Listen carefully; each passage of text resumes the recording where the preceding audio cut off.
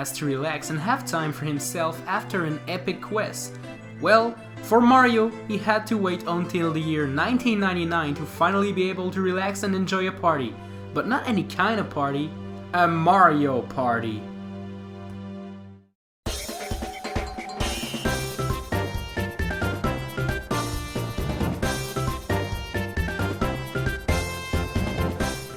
Mario Party 1 was released in February of 1999 for the Nintendo 64 and is the first entry in the series. The game was developed by Hudson Soft and published by Nintendo and is a party game featuring Mario characters. The game is played kinda like a board game, where players roll a dice and collect coins that they can exchange for stars. The player having the biggest amount of stars at the end of a preset amount of turns wins. The catch? Well, after all 4 players have rolled the dice and advanced on the board, a minigame roulette is triggered and a random minigame is chosen in which players have to compete. These minigames consist of pretty much anything you can think of. The minigames are separated into different categories, being 4 players minigames, where all 4 players compete against one another, 3 versus 1 minigames, in which 3 players compete against 1, and 2v2 minigames in which players are divided into 2 teams and are forced to work with another player. There's also the 1-player minigames in which 1 player competes to get coins. The game is obviously meant to be played with tons of friends, soon to be enemies, but can also be played solo in another game mode named the Minigame Island.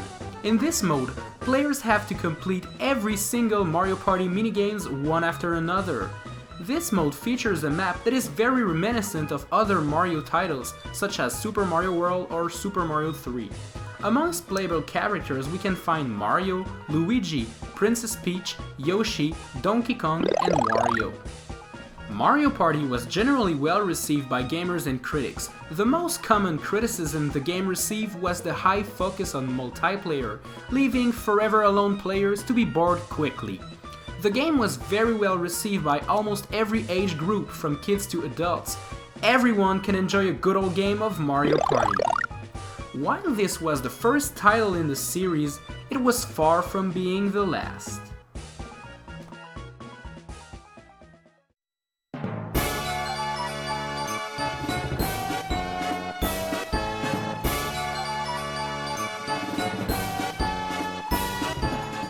Mario Party 2 was released in 2000 for the Nintendo 64 and is the direct sequel to the previous Mario Party game.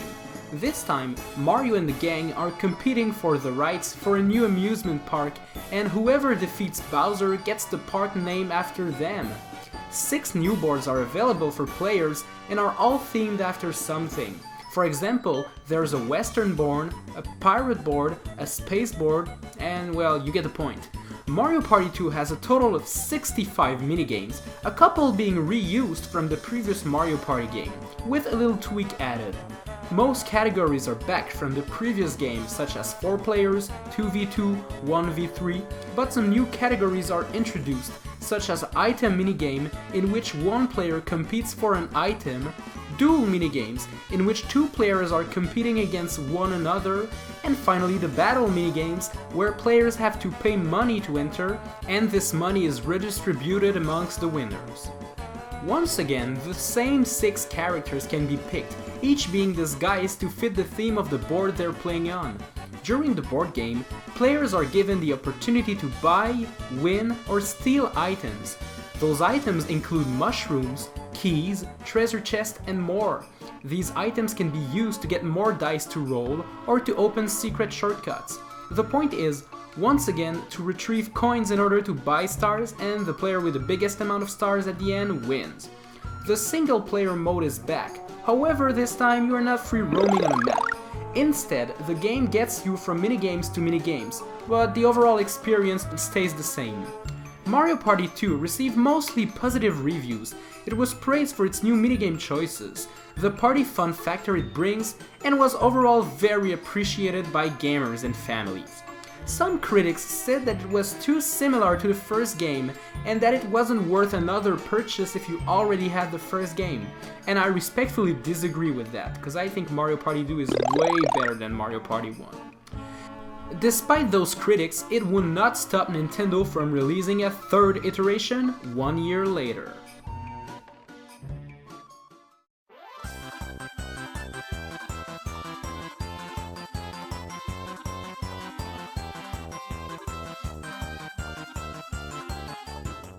Mario Party 3 was released in North America in 2001 and is a direct sequel to Mario Party 2 and Mario Party 1. The formula hasn't changed a lot since the last game. 70 new minigames are offered to the player, which is a crazy amount considering they're all new ones. The game features 6 new boards in which players compete to get the biggest amount of stars. This time, each player can hold up to 3 items at a time, changing the strategy aspect of the game, as one can store an item he wants to use later, while still picking up new ones. The shops are either run by Toad or Baby Bowser, and depending on who sells you the item, the choice and prices are going to differ, adding some random luck to a game that is all about random luck. The same 6 characters we're used to are, once again, present in the game, but we have 2 newcomers, Princess Daisy and Waluigi. Besides the usual board game, Mario Party 3 also introduced a duel mode in which players are trying to lower each other's stamina to 0 by using characters such as Chain Chomps and Thwomps. It's kinda weird and kinda hard to explain, but it's actually very fun once you get the hang of it. There are no minigames island mode this time, which is kind of a shame, as the game introduced a new story mode in which you have to compete on all 6 boards and duel several characters. Mario Party 3 has received favorable reviews, aggregating at 74% on Metacritic. It wasn't as well received and remembered as the 2 previous ones, but what do you expect from a third iteration in 3 years?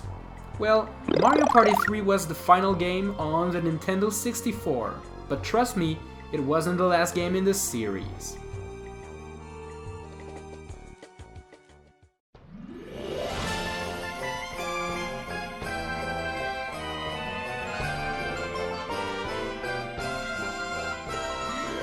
Mario Party 4 was released in 2002 for the Nintendo GameCube. The game features 8 playable characters and 6 game boards. The objective of the game remains the same: win minigames, get coins, buy stars, and if you have the biggest amount of stars at the end, you win. Mario Party 4 contains 62 minigames, which is a little bit less than the previous entry, but it's still a good amount. The games are separated into the same categories we're getting used to, such as 4 players, 2v2, 1v3, and battle. But we also have some Bowser minigames, some story minigames, and some other minigames that are not categorized. The game also contains an extra room in which players can play bonus minigames, which are usually a little bit more complicated than the other minigames. One example is the volleyball game, which is actually more complex than you'd think it is. It's also very fun. Mario Party 4 was not as well received as the previous titles, aggregating at 70% on Metacritic. Critics complained that despite the fact that the minigames were good, the board game in itself was long and tedious. The game was however praised for its graphical improvements over the previous titles. The game sold 1.1 million units as of 2007 in North America alone. The not-so-great critics would not stop Nintendo, considering that 1 year later, a new game in the franchise was released.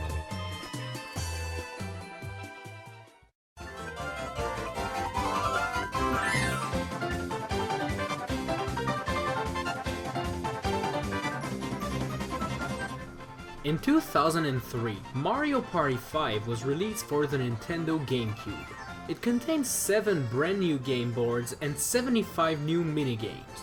The game contains 3 new playable characters, being Toad, Boo, and Koopa Kid, but unfortunately Donkey Kong is not a playable character anymore, as he has now his space on the board and his own set of mini-games. The story mode consists of players trying to beat the Koopa Kids in various board games and in the end fighting against Bowser. In the board game, the items have been replaced by capsules. These capsules are given to players when they pass a capsule dispenser.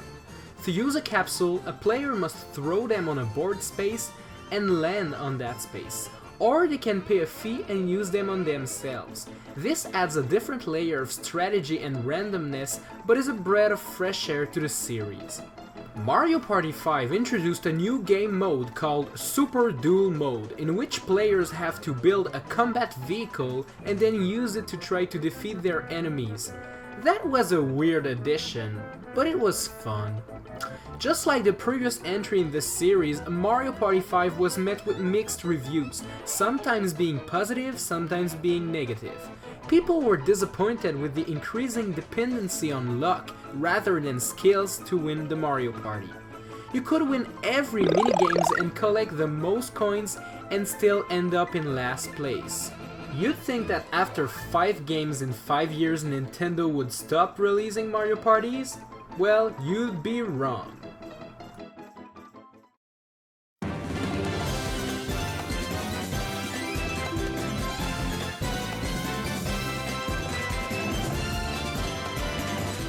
One year later, Mario Party 6 was released for the Nintendo GameCube. It contains 82 new minigames and 6 new boards in which players must compete to get the biggest amount of stars. The capsule system from Mario Party 5 is kind of back. This time though, those capsules are named orbs. Some orbs can be used on the players, while some others must be thrown on game spaces. A new character is also available, Toadette, which can be purchased for 30 stars in the Star Bank. A new single-player mode makes its debut, being the solo mode, in which one player competes against the 3 Koopa kids in various minigames while trying to reach the end of the board. It's okay, but not memorable to say the least. One of the new aspects of this game is the fact that it comes bundled with a microphone that can be used in microphone-oriented minigames. Those minigames often ask the player to say a word to accomplish a certain action. These were a nice addition, but they were sluggish and kinda boring. Mario Party 6 was not very well received, getting about 70% on most websites, being criticized for being the same formula every year. Despite having released 6 games in 6 years, it looks like Nintendo was far from done with the Mario Party series. Join me next time as we'll take a look at the handheld Mario Party and finish up the numbered saga of console games.